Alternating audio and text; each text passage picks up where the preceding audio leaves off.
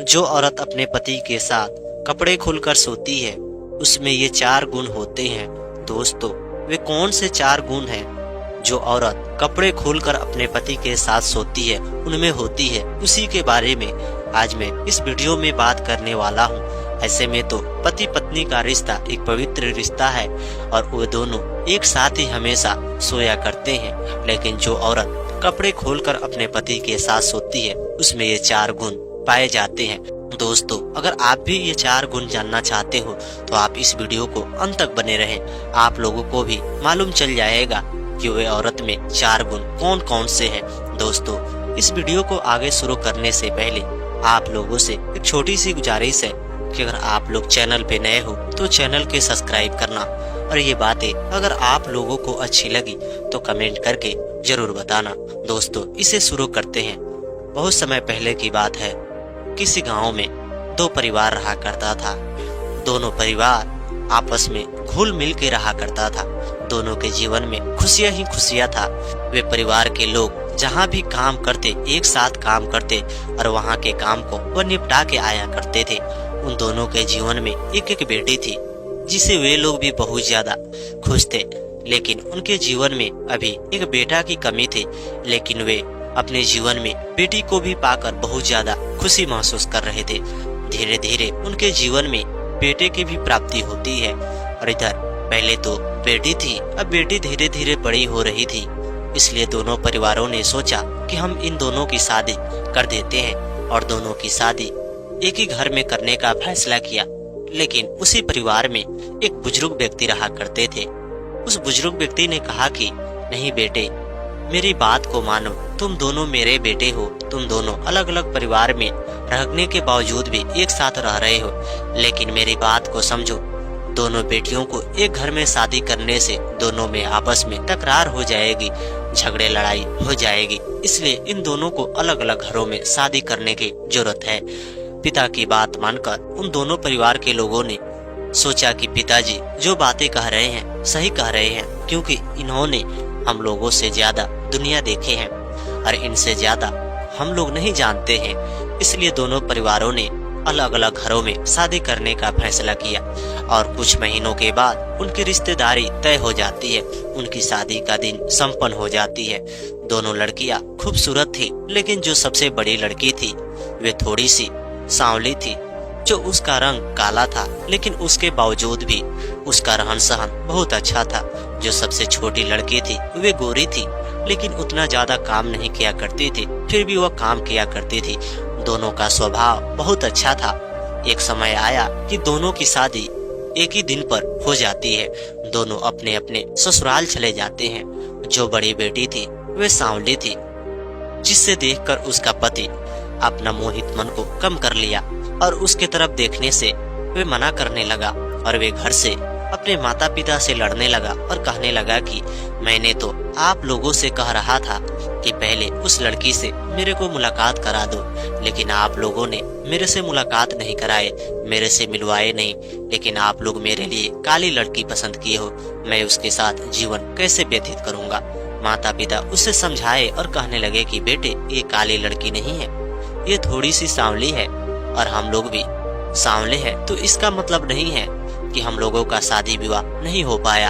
हम लोगों का शादी विवाह भी हो जाएगा। हम लोगों का भी शादी विवाह हो गया है और हमारे बच्चे का भी शादी विवाह हो जाता है। लेकिन तुम तो ऐसे इससे तकरार कर रहे हो जैसे तुम्हें ये कोई सांप लग रही है, तुम्हें ये नागिन लग रही है। इसके साथ तुम्हें अपना जीवन कैसे भी करके व्यतीत करना पड़ेगा। लेकिन वो मना कर दिया और कहने लगा कि नहीं, मैं उसके साथ अपना जीवन कभी भी व्यतीत नहीं करूंगा। इधर वह स्त्री परेशान हो रही थी। तभी उसी गांव में एक बुढ़िया रह रही थी। वह बुढ़िया ने जब ये बात को सुनी उसे बहुत दुख हुआ। उसे लगा कि किसी भी घर के स्त्री है, किसी भी घर की बेटी है तो हमारी भी बेटी होगी। और वे बुढ़िया ने उन परिवार के घर में जाया आया करती थी, जिसके लिए वह बहू के देखने के बहाने वहां पे जा पहुंची। बहू को जब वह देखने गई तो कहने लगी कि सच में बहू तो बहुत ज्यादा सुंदर है। पति ने जब ये बात सुना कि बूढ़ी माँ कह रही है कि बहू बहुत ज्यादा सुंदर है, तो वह कमरे के बाहर बैठा था और वे दौड़ता हुआ आया और कहने लगा कि दादी जी, क्या आपको मेरी बहू पसंद आ रही है? ये आप ही बताइए कि कैसे आपको सुंदर लग रही है। मेरे को तो बिल्कुल सुंदर नहीं लग रही है। तभी वह मुस्कुराते हुए कहने लगी कि बेटे, तुम्हारी बहू लाखों में एक है। तुम्हारी बहू बहुत ज्यादा सुंदर है। तुम इससे दूरी बना रहे हो, तुम्हारे लिए और ज्यादा दुख और परेशानी हो जाएगी। तुम्हारी बहू का जो चाल रहन है बिल्कुल अच्छा है। तभी वह कहने लगा कि नहीं, इसकी एक छोटी बहन है, उससे मेरा शादी करवा देते। वे गोरी है, वे भी तो अच्छी है। तभी बूढ़ी माँ उसे समझाई और समझाने के बाद कहने लगी कि बेटे, क्या तुम इसकी शक्ल से तुम शादी कर चुके हो? तभी वह कहने लगा कि बूढ़ी माँ, लेकिन शादी विवाह तो चेहरे को देखकर ही होता है, बाद में उसका चाल रहन देखा जाता है। बूढ़ी माँ कहने लगी कि बेटे, अगर तुम्हें सुंदर बहू मिल जाए लेकिन वह तुम्हारे माता पिता के साथ झगड़े लड़ाई करे, तुम्हारे साथ उसका व्यवहार अच्छा न रहे, तो तुम्हें कैसा लगेगा? वो लड़का कुछ नहीं बोल रहा था। इतना समझाने के बाद वो बूढ़ी माँ कहने लगी कि बेटे, तुम इसी के साथ अपना जीवन व्यतीत करना। मैं तो सुन रहा हूँ कि तुम रात के समय सुहाग रात में इसके साथ भी सोए नहीं थे। आखिर ऐसा तुम्हें क्या मजबूरी आ गई? तभी वह कहने लगा कि मेरी किस्मत में यही लड़की थी, लेकिन हमारे माता पिता ने हमारे साथ जो बर्ताव किया उन्हें नहीं करना चाहिए। और वे मायूस होकर ये बात कहते हुए चला गया। बूढ़ी माँ उसकी बात को समझ रही थी और सोचने लगी कि इसे कुछ न कुछ उपाय करना पड़ेगा, नहीं तो ये स्त्री का जीवन बिल्कुल बर्बाद हो जाएगा। वे 1 से 2 दिन का समय देखती रही। इधर वह स्त्री जो थोड़ी सी सांवली थी, ये भी परेशान हो चुकी थी और सोचने लगी कि माता पिता भी हमें किस घर में शादी कर दिए। थोड़ी सी हमारी खूबसूरती में कमी है तो हमारे पति हमसे दूरी बना रहे हैं, लेकिन उन्हें ऐसा नहीं करना चाहिए। उनके भी माता पिता तो थोड़ी से सांवले हैं, उनकी भी बहन सांवली है, तो क्या उनके भी बहन की शादी कहीं और भी होगी?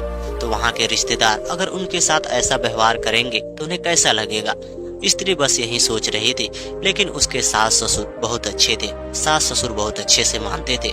उसे कहने लगे कि बेटी, तुम्हें चिंता करने की बात नहीं है। स्त्री तो अपने पति को काबू में कर लेती है और तुम एक ऐसी स्त्री हो, तुम ये सब कुछ जानती हो। तुम अपने पति को काबू में करो। लेकिन वो काबू में कैसे करती? जब भी वह भोजन मांगने आता, वे भोजन मांगता ही नहीं, लेकिन ले जाकर उसे भोजन देती। वे भोजन को पटक देता, खाता नहीं। उसे दूरी बनाने का वह फैसला कर लिया था। उसे बार बार कह रहा था कि मैं तुम्हें तो कुछ नहीं कह रहा हूँ, मैं तो अपने माता पिता को दोष दे रहा हूँ, लेकिन मैं तुमसे यही चाहता हूँ कि मैं तुम्हारे साथ नहीं रह पाऊंगा, मैं तुम्हारे साथ जीवन यापन नहीं कर पाऊंगा। इसलिए मैं तुम्हारे साथ कोई भी ऐसा करतूत नहीं करना चाहता हूँ जिससे तुम्हारे जो भी जिंदगी है वे बर्बाद हो। तुम यहाँ से चले जाओ, तुम अपनी दूसरी शादी विवाह कर लेना। स्त्री बहुत परेशान थी और सोचने लगी कि अब मैं दूसरी शादी कैसे कर पाऊंगी? हमारे माता पिता तो मेहनत मजदूरी करते हैं, उसके बावजूद भी वे लोग जैसे तैसे करके हमारी शादी विवाह किए। अगर मैं अपने घर पे चली जाऊंगी, मेरी शादी विवाह अगर कहीं दूसरे जगह होगी तो लोग मेरे को नीची नजर से देखेंगे, जिसकी वजह से वह स्त्री भी दुखी रहने लगी। इधर बूढ़ी माँ बहुत ज्यादा समझदार थी। एक दिन वह पति घर से बाहर गया था, उसके सास ससुर घर पे थे। वे उनके पास आई और कहने लगी कि मैं कोई तरकीब सोच के आई हूँ जिससे तुम्हारे बेटे बिल्कुल सहमत हो जाएगा तुम्हारी बहू के साथ रहने के लिए। तभी माता पिता कहने लगे कि चाची जी, आप ही बताइए कि हमारे बेटे कैसे हमारी बहू के साथ रह सकता है। तभी वह कहने लगे कि मेरे पास एक तरीका है, लेकिन बहू के पास मेरे को लेकर चलो।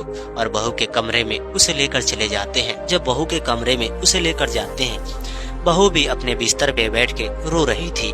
बूढ़ी माँ कहने लगी कि बेटी, तुम क्यों रो रही हो?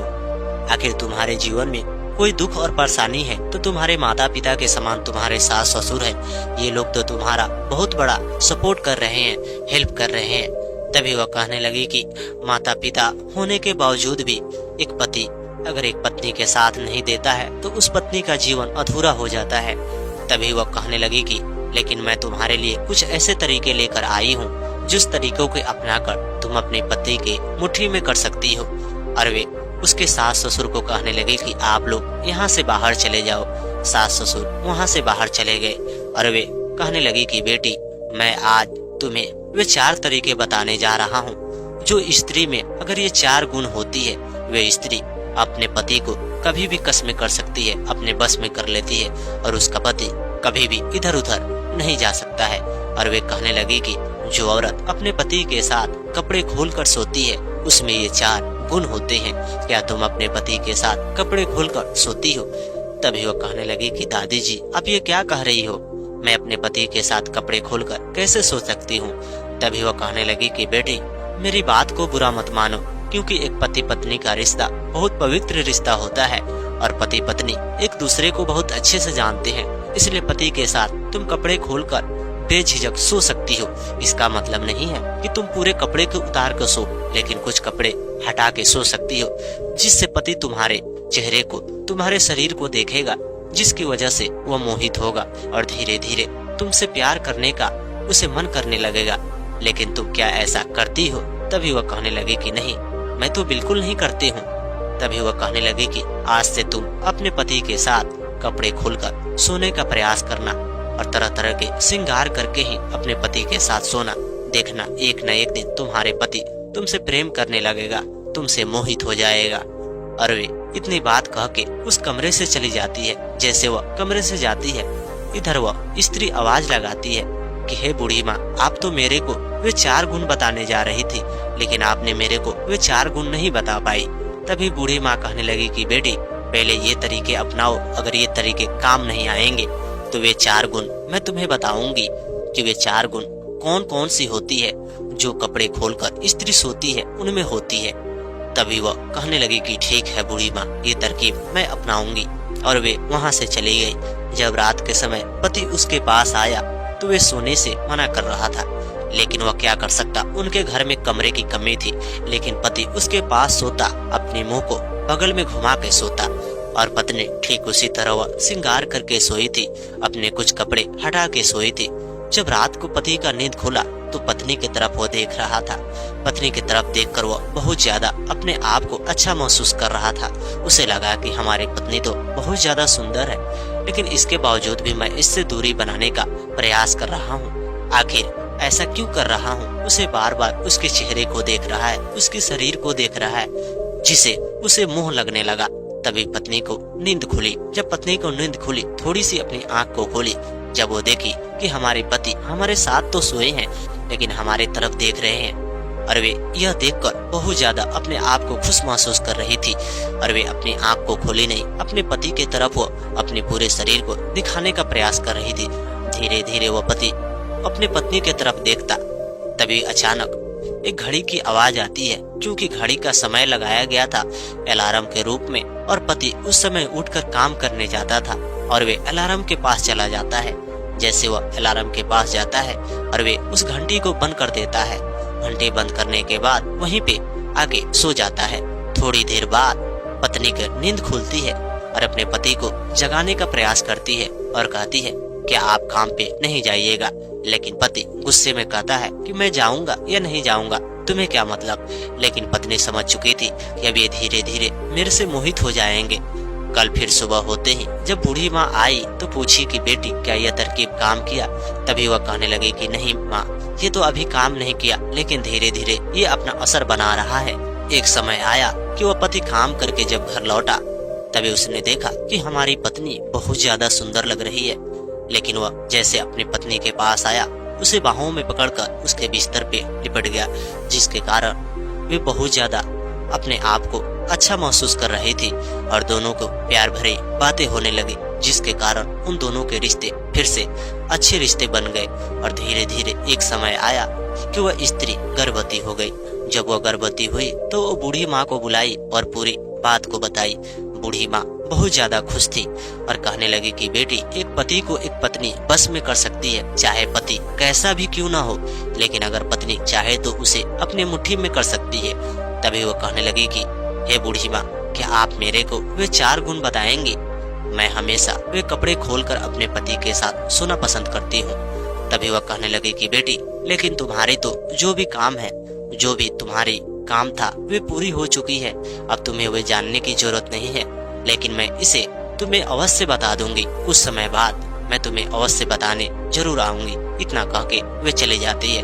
धीरे धीरे उनके रिश्ते और ज्यादा गहरे हो जाते हैं। अब पति अपने पत्नी से बहुत ज्यादा प्रेम करने लगता है। धीरे धीरे बात उसके दोस्तों में फैल जाती है। उसके दोस्त लोग मजाक उड़ाने लगते हैं। जब उसके दोस्त लोग मजाक उड़ाते हैं तो वो कहता है कि क्या आप लोग हमारी पत्नी को देखे हो, हमारी पत्नी कितनी ज्यादा सुंदर है। तभी वे लोग कहने लगे कि हम लोग तो तेरे पत्नी को बहुत अच्छे से जानते हैं, वे बगल के गांव में रहा करती है और एक सेठ के यहाँ काम किया करती है, वे तो काली थी। तभी वो कहने लगा कि नहीं, वे काली नहीं बल्कि गोरी है और उसकी सुंदरता तो हमारे गांव की स्त्रियों से ज्यादा है। दोस्त लोग की मजाक सुन के वे और ज्यादा आग बबूला हो रहा था। वे कह रहा था कि आप लोग आज से मेरे दोस्त नहीं रहे, क्योंकि उसे लग चुका था कि हमारी पत्नी बहुत ज्यादा सुंदर है, उसके बावजूद भी ये लोग मेरा मजाक उड़ा रहे हैं। धीरे धीरे उसी तरह समय बीत रहा था। अब वह स्त्री गर्भवती हो चुकी थी। जब वो गर्भवती हो गई तो उसने सोची कि मैं अपनी छोटी बहन के पास ये खबर देती हूँ। जब वो छोटी बहन के पास ये संदेश भेजती है तो छोटी बहन के पास इसका पति जाता है। जब वो पति जाता है तो देखता है कि छोटी बहन बहुत ज्यादा दुबली पतली हो चुकी है, कमजोर हो चुकी है, जिसे देखकर इसे लगता है कि हमारी स्त्री तो गर्भवती हो गई। ये अभी तक गर्भवती नहीं हुई है, इसकी भी शादी हो चुकी है, एक समय पे ही हुआ था, लेकिन दोनों बहन है। आज भी इसकी सुंदरता उतनी ही है, उसके बावजूद भी ये गर्भवती नहीं बनी है। पति को बहुत ज्यादा दुख हुआ। अपने साली को ये हालात में देखकर वे अपनी पत्नी के पास आता है और ये बात को बताता है। पत्नी उसे बुलाती है और बुलाने के बाद अपनी बहन से पूछती है कि बहन, तुमने अपनी हालात ये कैसे बिगाड़ ली? तुम्हारी हालात बिल्कुल खराब हो चुकी है, आखिर तुम माँ भी बनने वाली नहीं है, आखिर क्या वजह हो सकती है? तभी वह रोती हुई बिलबिलाती हुई कहने लगी कि बहन, मैं क्या बताऊं, मैं गोरी हूँ, उसके बावजूद भी मेरे पति मेरे से प्रेम नहीं करते हैं। वे तो गैर स्त्रियों के साथ संबंध बनाते हैं, उन्हीं के साथ वो रहते हैं और हमें आते हैं, गाली देते हैं। हमारा मानसिक संतुलन भी बिगड़ चुका है, हमारे जीवन में संतान की प्राप्ति नहीं है। जब हम कहते हैं कि आप हमें समय नहीं देते हो, हमें भी संतान चाहिए, तो वे हमें डांटने लगते हैं और कहते हैं कि तू तो हमेशा संतान पे लगी है, संतान लेकर क्या कर सकती है? संतान से तो लोग पागल हो जाते हैं, संतान तो पागल कर देता है। और वे तरह तरह के हमें दुख और परेशानी देते हैं। उसके बावजूद भी वे मेरे से बाज नहीं आते हैं, हमेशा झगड़े लड़ाई किया करते हैं। तभी वह बड़ी बहन कहने लगती है अपनी बहन से कि बहन, क्या तुमने अपने पति के साथ रात के समय में जब सोती है तो कपड़े खोल कर सोती है या नहीं?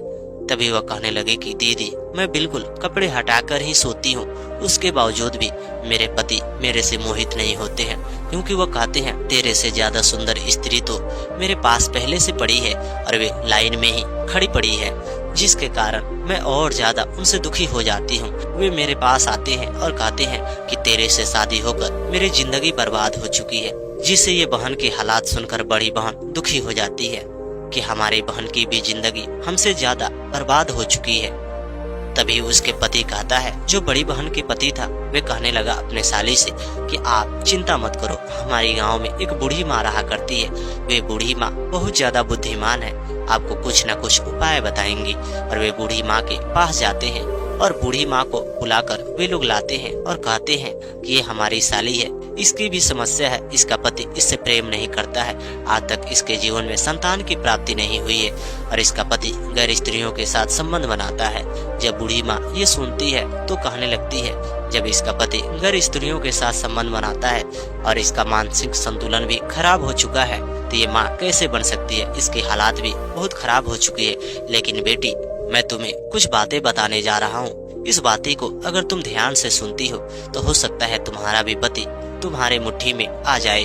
और वे एक बाबा के पास भेजती है और वे बाबा के पास वे पति पत्नी चले जाते हैं। जब वह पति को लेकर जाती है तो पति बाबा को देखकर भड़क जाता है और कहता है कि मुझे क्या हुआ है कि तू मेरे को बाबा के पास लेकर आई है? तभी वह कहने लगी कि आप गैर स्त्रियों को देखकर अपने आप को नहीं रोक पाते हो, उन्हीं के साथ संबंध बनाते हो, इसलिए मैं आपको यहाँ पे लेकर आई हूँ। तभी वहीं पे वे मारने लगा।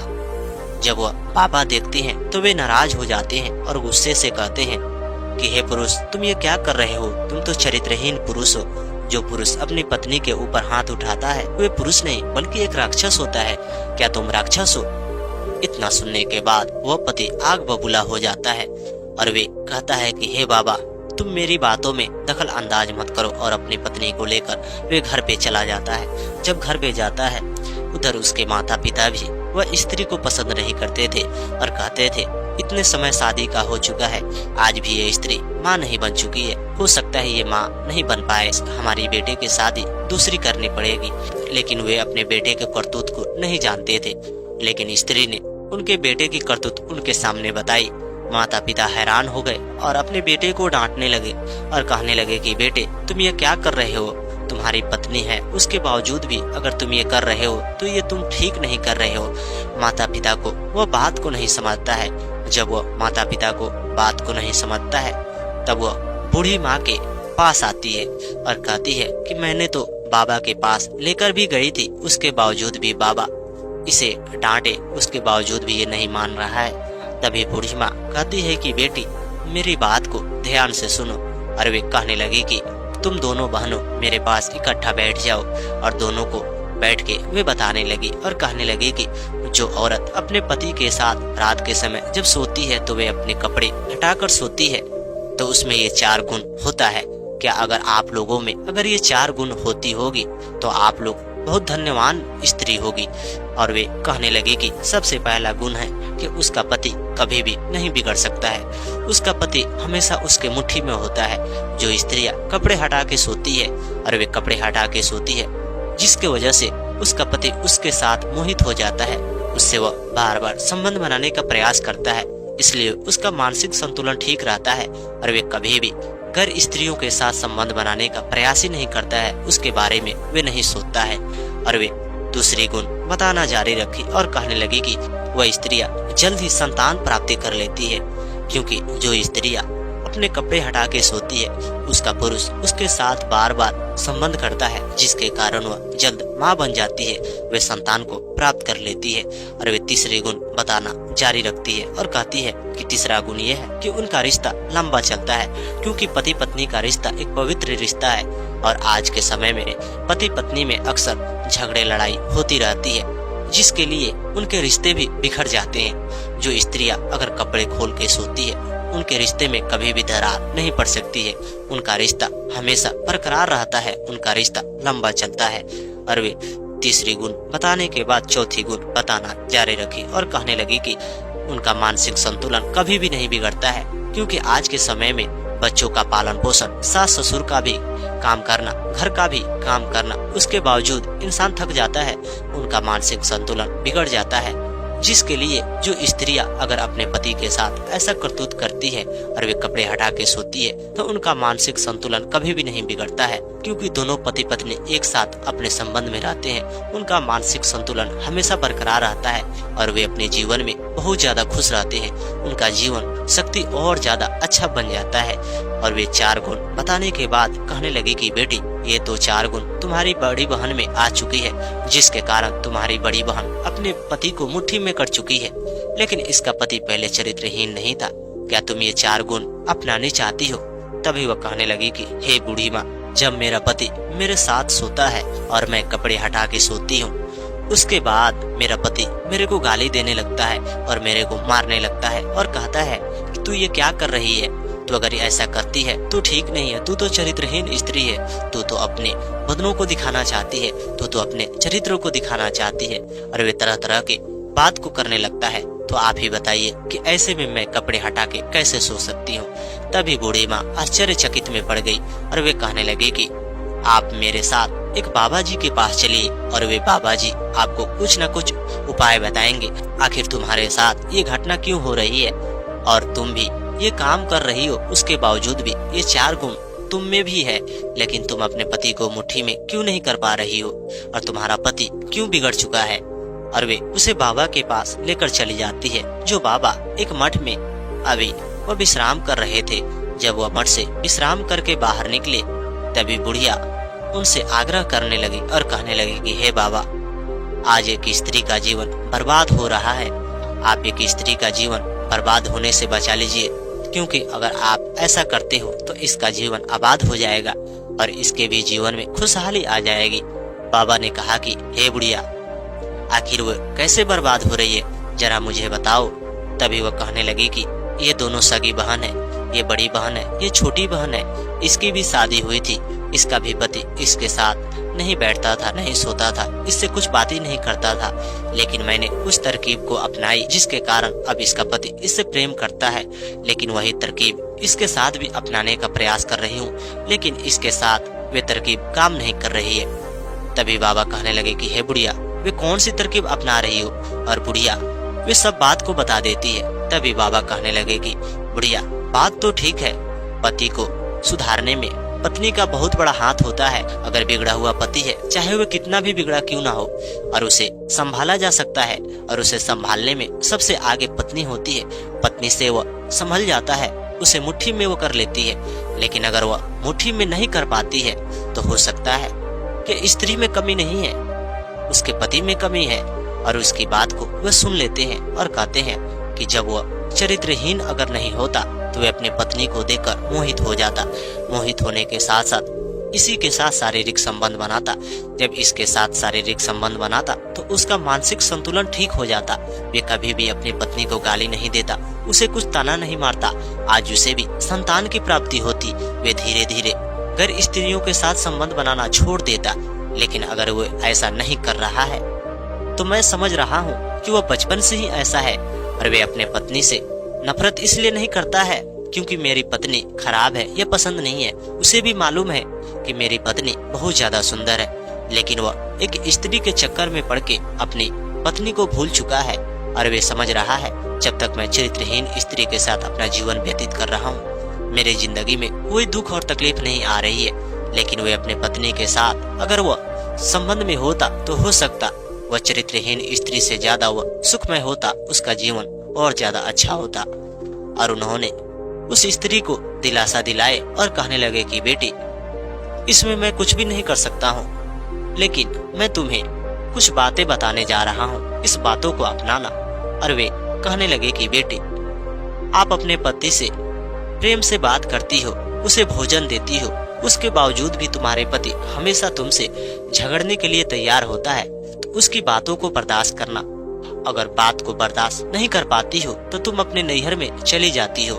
नैहर में जाने के बाद एक बेटी का जीवन सुखमय नहीं होता है, लेकिन तुम्हारे जीवन में संतान की भी कमी है। अगर संतान होती तो तुम अपने संतान को पालकर अपना जीवन अच्छे से व्यतीत कर लेती। लेकिन ध्यान रहे बेटी, तुम भगवान पे भरोसा करना, क्योंकि भगवान के घर में देर होती है, अंधेर नहीं। भगवान एक न एक दिन तुम्हारे पति को तुम्हारे पास अवश्य भेज देंगे। जो स्त्री तुम्हारे पति के साथ वह संबंध बना रही है, उसका भला कभी भी नहीं हो पाएगा, क्योंकि तुम बहुत ज्यादा अच्छी स्त्री हो और तुम दिल से रो चुकी हो। मैं तुम्हारे बारे में सब कुछ जान चुका हूँ, तुम्हारे में कोई कमी नहीं है। लेकिन स्त्री चाहे तो अपने पति को मुट्ठी में कर सकती है, ये बात सत्य है।